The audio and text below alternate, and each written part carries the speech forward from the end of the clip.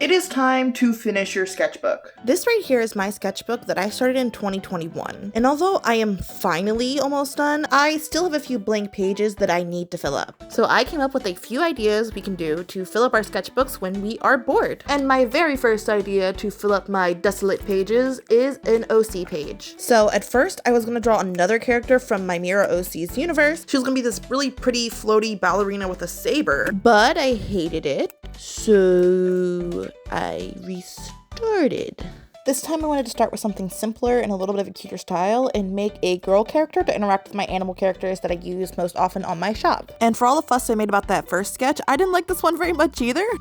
I think here I really struggled on whether I wanted her to look like a really shy, intimidated character or to be so overwhelmingly positive that it just bothers everyone else. So instead of being either extreme where she's like horrified of everyone or the terrorizer herself, I think she came out kind of basic. Anyway, I really recommend doing OC pages in general just because one, once you find an OC you really like, you can use them for pretty much anything. You want to study anatomy, you can just draw your OC in a bunch of different complex poses.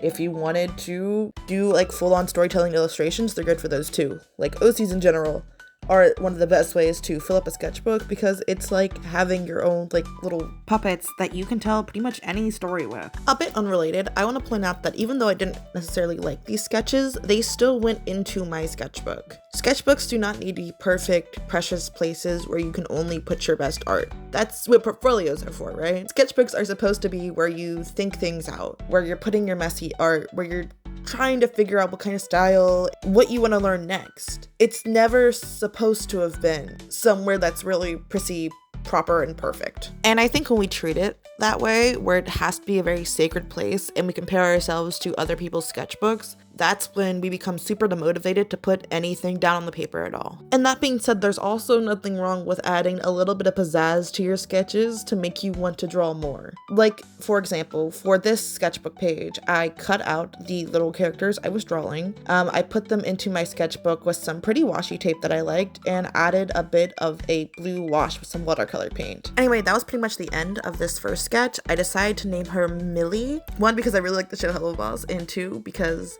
I thought the idea of a little silly Millie character just sounded adorable. Here's the full spread.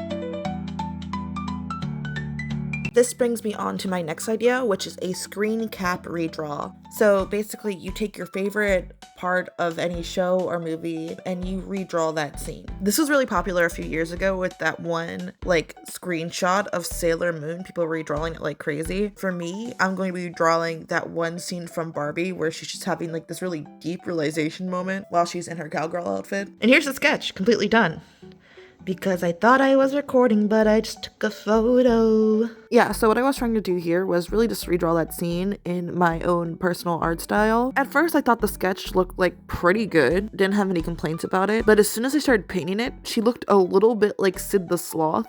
Her eyes are definitely a little out of place. And then I think it's combined with like the slightly open mouth and the flared nostril that just did her very dirty. But honestly, I'm gonna stay in denial about that because I really want to like this drawing since it took me so long to paint. I was even trying to like layer watercolors up, which I typically have a hard time doing. Watercolors in general are a struggle for me, but they're really easily accessible. Watercolor is absolutely no mess at all. So in a video where I already knew this art was going to take me a couple of days, it felt really good and intuitive. It's one of the reasons I use watercolor a lot in this sketchbook, despite not being very good at it. For me, this was the hardest one to make out of all of my 3 sketchbook ideas, but it was also the most fun. I think as long as you're painting something that you're genuinely passionate about, that this challenge will be like the most fun thing in the world, especially if you chose something a little more simplistic than the Barbie movie. I think if I were to do this one again, I would go for a show like Adventure Time, where there's a lot more room for interpretation. I mean, doing all 3 of these in the course of about a week had me drawing a lot of things and a lot of different things than I would usually try to draw.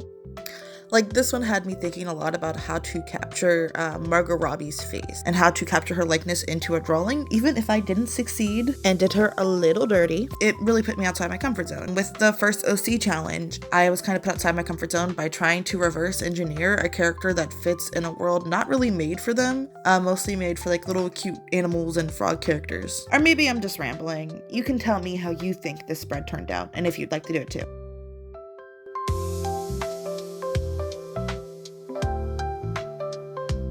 Alright, and this last one is just pure fun, like pure goody gumdrops joy. It is trying to draw any character from your memory. And the character I chose to draw was freaking Elmo. Wait, where are you going? Alaska!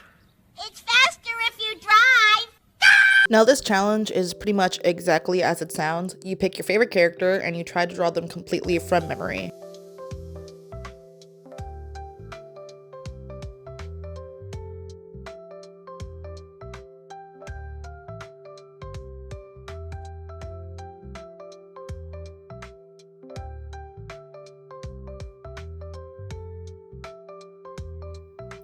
I think the one thing that I forgot just pretty much immediately is that his eyes touch. And I also, mayhaps, forgot his schnoz, his big old nose. This challenge of all of them probably took me the shortest time and was so fun. And you'd think this would be simple since a character like Elmo maybe has 5 total features, but I managed to mess it up anyway. I think I got the fact right that he's a red little monster man, but his body proportions are a wee bit off.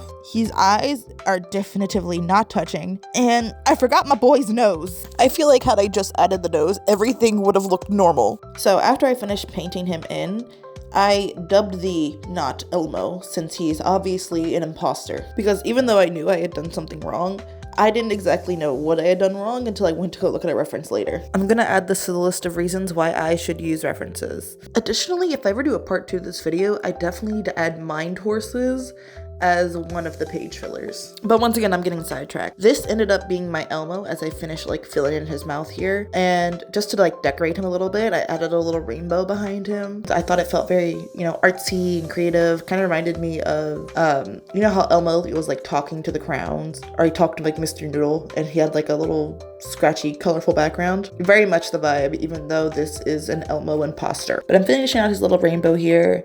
And after that, I think I gave him some line art because every watercolor piece apparently needed some desperate line art. I guess I was just feeling the vibe. And even though it's not Elmo, I still feel attached. I feel like he turned out very cute. But really, this was it for Elmo. I did a little overview shot of how his entire drawing looked. I cut him out and I put him into my sketchbook, which I gave just like a little rainbow gradient of a background next to an actual referenced image of Elmo, which I think makes the not Elmo look all the funnier. Anyway, I hope you liked one of these pages. Let me know which one is your favorite, and I will see you next time.